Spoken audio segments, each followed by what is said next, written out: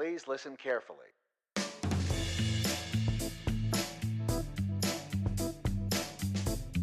Well, hello, universe, and welcome to the Optimist Daily Update. I'm Kristy Jansen. And I'm Summers McKay. And we're part of the team behind the Optimist Daily, making solutions the news. We bring you reader-funded solutions news every day in order to change the tenor of news media, social media, and the direction of your day to make it one focused on solutions. 7 days a week, we publish positive news stories written by award-winning journalists and delivered online to your inbox and through our social channels. And also, we are sharing these solutions in a commute-worthy, walk-worthy, home office-worthy, TGIF-worthy podcast. Today is Friday, the 6th of November, 2020. Oh, what a week it's been, Kristy. How are you? I am well. I have to admit that I did spend a little bit of time going to one of my favorite stores yesterday, and I probably put myself at risk by spending like 45 minutes inside of a Ross yesterday. I mean, that's not a terrible way to spend some time, and you probably, as long as you didn't touch anything or lick anyone. I didn't lick anyone. I did touch lots of things, but only things I did come out with about 10 items of all under $6.99 each. But, you know. As long as there was hand sanitizer, I'm sure you're fine. And you know what? Do not become, what is it? COVID paranoid? COVIDnoid? Paravid. Yeah, you're going to be COVID going on here. Yeah. I was telling Kristy before we started this that, like, there were days in my life, and there have been days in my life when I was so poor that I really couldn't afford to buy anything, but I would go into Ross or Burlington, TJ Maxx, I guess mostly. I am not sure Burlington was sort of wide in California at that point, but I would do what I call fantasy shopping, where I would fill up my cart with all the things I wanted to buy. And then I would look at them and I would think, you know, oh, how wonderful this will be. And then I would put them all back.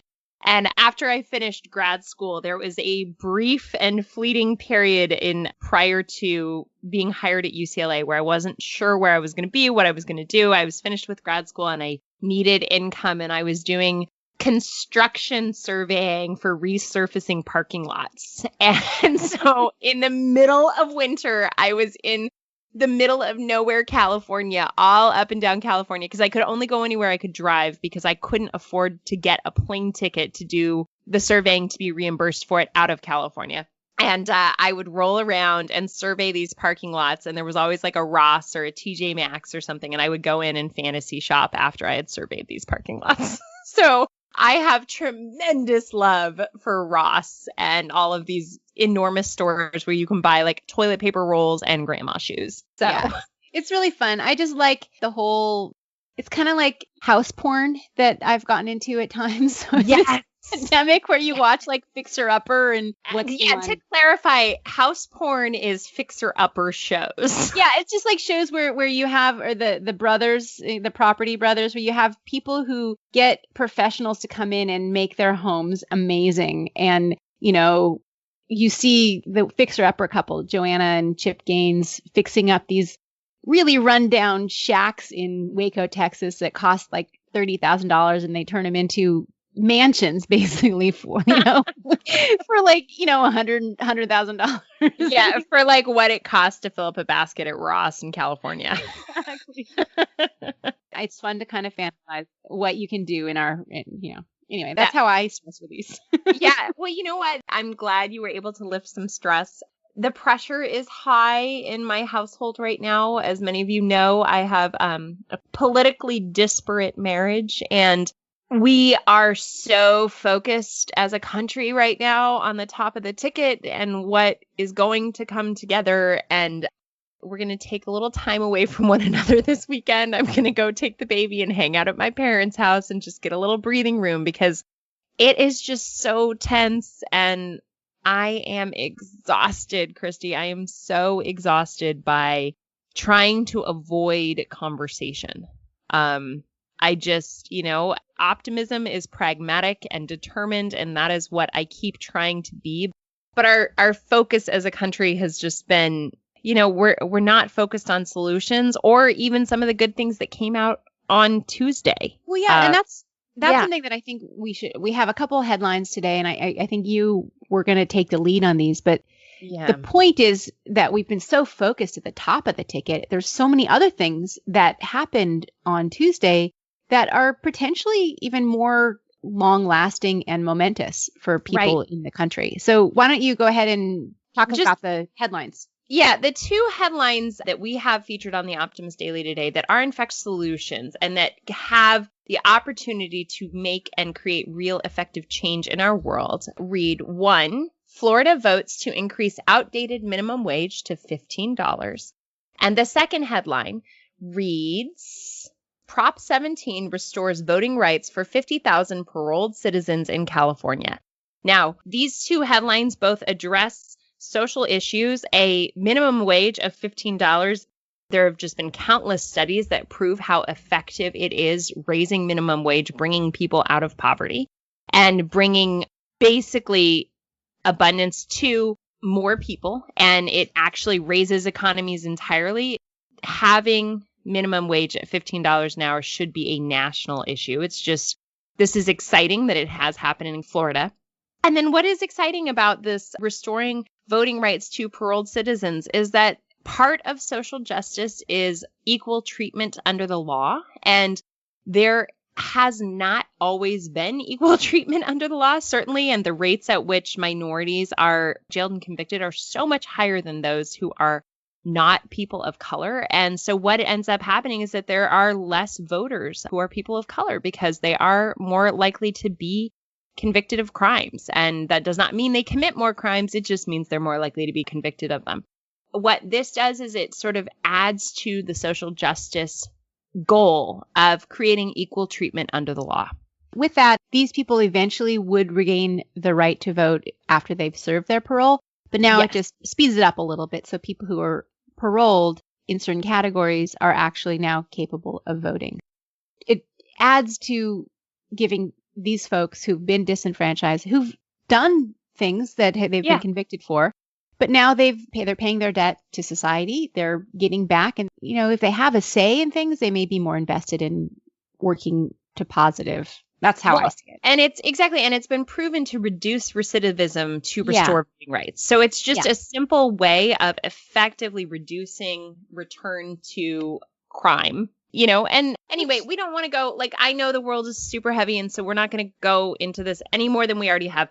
There are lots of little ballot measures and little solutions that are coming through from Tuesday's election that are really meaningful. So if you are overwhelmed by looking at the top of the ticket, stop and look at your local measures and the way that you can have an impact in your community, because that has a longer lasting, longer tail opportunity than all the crazy that's happening up at top.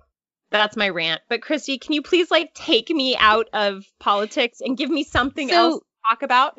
Yeah. So it was no choice for me what I wanted to talk about today. And this touches on two things that we at the Optimist Daily are really, really fans of. The headline reads, "Do fireflies glow in space?" These second graders launched a rocket to find out. And I love this story. It has creativity, it has education, it has space, it has bugs and pollinators. You know what I mean? It's just like that. It's so good. It hits me on so many different levels, but it's a beautiful story about this second grade class in Indiana and their teacher, Maggie Samudio. They were asking her, she's a second grade teacher, the kids were asking, hey, would fireflies still glow if they were in space? And she was like, I don't know. Maybe we can find out. And so she put together a fundraising project because Blue Origin, which is a startup that actually is now, I think they may even have a contract with NASA. It's a rocket company that was started by Jeff Bezos, and they sell suborbital spacecraft launch space for just $8,000. So for $8,000, which is half of what the school's football uniforms cost, this second grade class could send a rocket into space with an experiment. And so the teacher put it together as a project. She brought aeronautical engineers to teach the class about flight, propulsion, firefly chemistry. They put together a fundraising effort, and they were able to raise the funds after a couple of years. And in 2017, they sent a rocket out. It didn't actually contain fireflies, but it contained glow-creating substances that are replicated the chemical process that the bugs use and a little camera. And then they got it back. And the verdict, yes, if we ever did send fireflies into space, they would be able to glow. And so I just think this is so fun. So cute. There's no way to not smile when you were reading this story. It just brings warmth and joy. The idea of, do fireflies glow in space? And then a teacher saying, let's use science to answer it. Yeah. The whole state was taken by this. Is Cumberland Elementary School, which is the school that Samudio teaches at. In 2018, the governor of Indiana, Eric Holcomb, visited the school and signed an official bill making native Say's firefly Indiana's state insect. So now that's their state insect.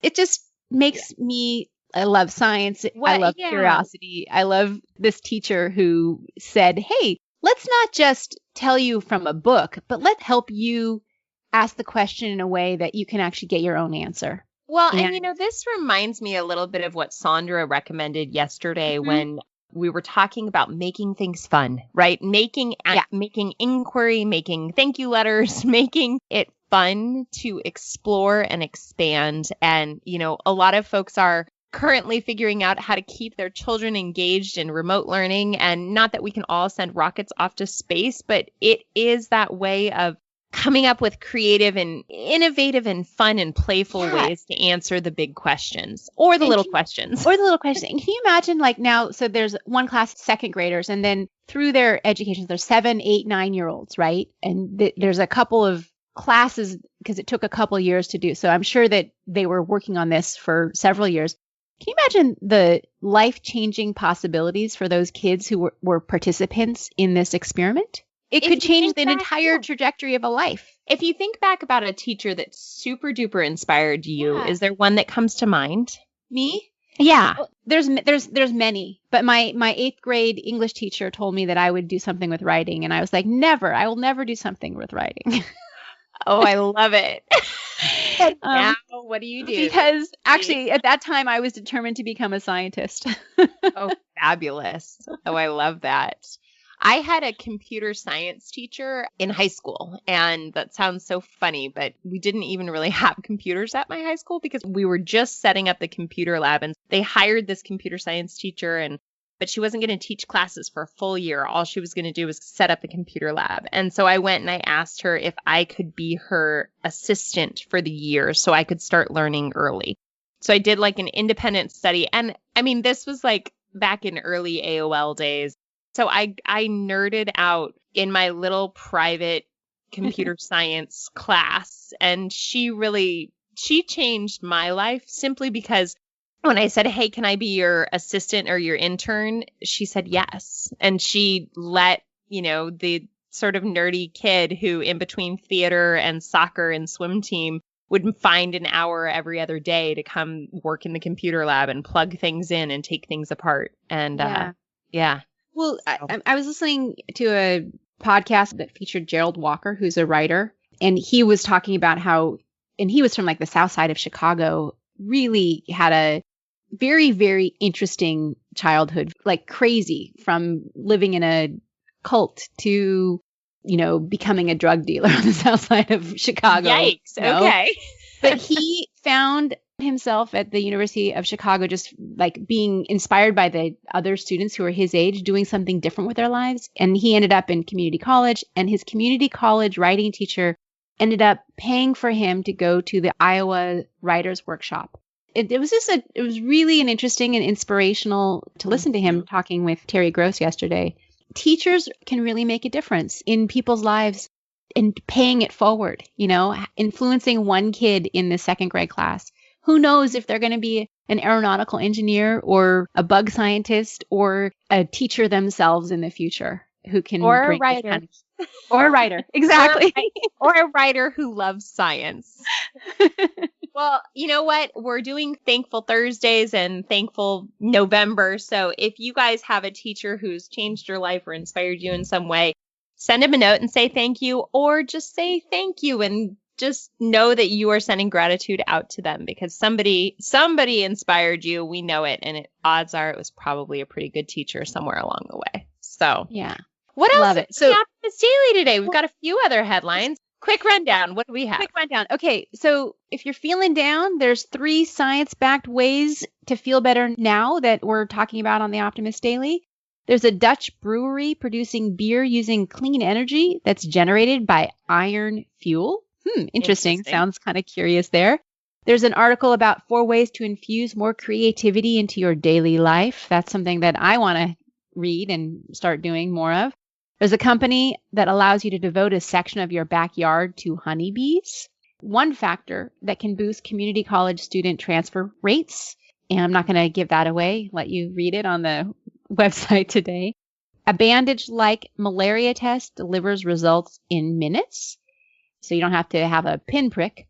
And food waste, there's a smart label that shows your food's real expiration date. And that is it today on the Optimist Daily. Thank you so much, everybody, for listening to our little podcast here, the Optimist Daily Update. We promise to continue to share positive solution-based stories with ideas on how you can participate in this changing world to ensure it's changed for the good. And we promise to keep covering current events with accuracy, legitimate sources, a little bit of levity, and offer you the information needed most to chart new paths for all of us. What you also should consider this weekend is to become an emissary on the optimistdaily.com. And for just $5 a month, support reader-funded independent journalism. And you get a special bonus, our Sunday Optimist Daily View, which this weekend is going to include really darling fuzzy creatures on video.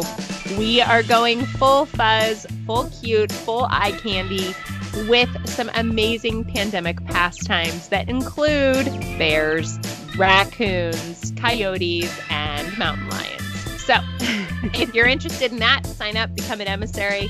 Otherwise, you'll catch it on our socials. Please be part of a solution-changing consciousness in addressing our world's biggest challenges with the problem-solving mindset. Let's keep the Optimist Daily free to all who need it, supported by those who can. Have a great weekend, everybody. See you on Monday.